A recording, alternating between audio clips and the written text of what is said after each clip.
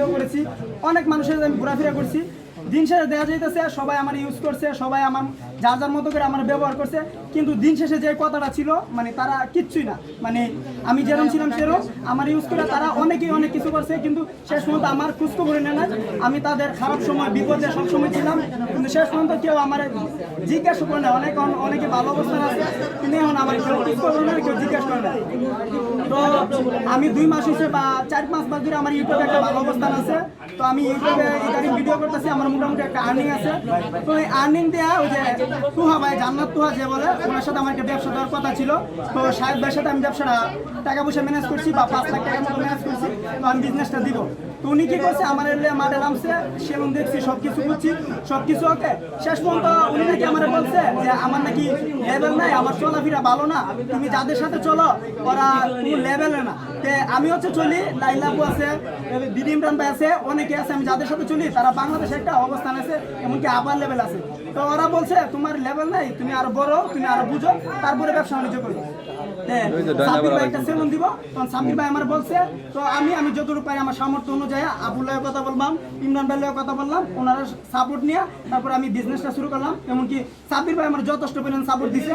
ভাই ক্যামেরার দিকে তাকাও, তুমি ফেসটা ক্যামেরা অনেক কোন দিয়ে দাও, একবার মাঝখান বরাবর তাকাও। তো সাব্বির ভাই আমার অনেক সাপোর্ট দিছে। আর আমি মানুষ উদ্দেশ্য করে একটা কথা বলি, মানে যারা আমার ইউজ করছে বা যারা আমার দিন শেষে মানে খাইদে নাই, মানে এগুলা করা কখনই ঠিক না। এমন গেছে আমি যে মানে তারা রেস্টুরেন্টে খাওয়া দাওয়া করছে বা ভালো আপার লেভেলে চলাফেরা করছে, কেউ সেন্ট মার্টিন যায়, কেউ নেপাল যায়, কিন্তু মূলত মানে আমি তো তাদের সাথে চলাফেরা করি, আমি তো একটা মানুষ, দিন শেষে তারা আমার খোঁজখবরই নেয় না। মানে এমন একটা পর্যায়ে আছি, কিন্তু শেষ পর্যন্ত আমি নিজে ইউটিউবিং শুরু করি বা নিজে ইউটিউবে ভিডিও করা শুরু করি। এখন মোটামুটি আমার একটা আর্নিং সোর্স আছে। আর্নিং থেকে আমি যতটুকু সামর্থ্য অনুযায়ী ওদের সাথে কথা বলে, ভাইয়ের সাথে কথা বলে, এমনকি সাপোর্ট নিয়ে আমি বিজনেস শুরু করছি। তো আমার কথা এতটুকু কিছু ভাই কিছু বলবে আমার। না না না, আপু ছাড়া অন্য কেউ গেছে, আপু না, আপু আমার যথেষ্ট পরিমাণ সাপোর্ট দিছে। কে আমার সাপোর্ট দেয়? আসলে ভাই যে কথাটা বলছিল ফার্স্ট অফ অল, যে জান্নাত তুহা ওদের সাথে বিজনেস দেওয়ার কথা ছিল, এই ছেলেটা একটা ছোট্ট ইউজার দেখে তা সে একটা রেস্টুরেন্টে জব করে দেখে, হ্যাঁ, তাকে তাদের সাথে নেয় নাই, কথা কিন্তু পাকাপাকি হয়ে গেছিল।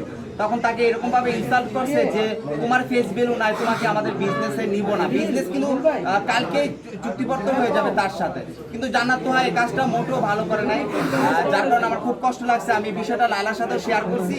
তারপর আমি বললাম যে একটা কাজ করো, সাব্বিরের সাথে মিউচুয়াল হও, সাব্বির আর তুমি দেখো একটা চিন্তা ভাবনা করো যে কিছু করা যায় কিনা, তোমরাও সেলুন নিয়ে নামো। কেন সে একা সেলুন দিছে না, জান্নাত তুহা নাই দেখে কি হয়েছে, পারছে না দাঁড়াইতে, ইনশাআল্লাহ আরো বড় হবে। আর যদি পায়ে যদি আজকে সমস্যা না হতো, সে একটা ইন্টারন্যাশনাল ফুটবল প্লেয়ার হতে পারে। ওরা কিন্তু আমার 19 এর ফ্রেন্ড, ওরা ওই যে নাইজেরিয়ার 19 এর ফ্রেন্ড, আমরা 19 এ একলা খেলছি। আমি লাস্ট বসন্তরা আন্ডার 17 এ 18 এ ছিলাম, কিন্তু আমি ইঞ্জিনিয়ারিং খেলা হয় নাই। তো আমি মিডিয়াতে কিছু করতে চাইতেছি। আর আপু আমার যথেষ্ট মানে সাপোর্ট দেয়। এমনকি আমি টানা 2 মাস এই যে ইমরান ভাইয়ের বাসায় আছি, ইমরান ভাই কিন্তু আমাদের একটা টাকা পর্যন্ত বাড়া না, খাওয়া দাওয়া যা আছে ইমরান ভাই আমার যথেষ্ট মানে সাপোর্ট দেয়। ওকে, আপু আপনার কাছে জানতে চাই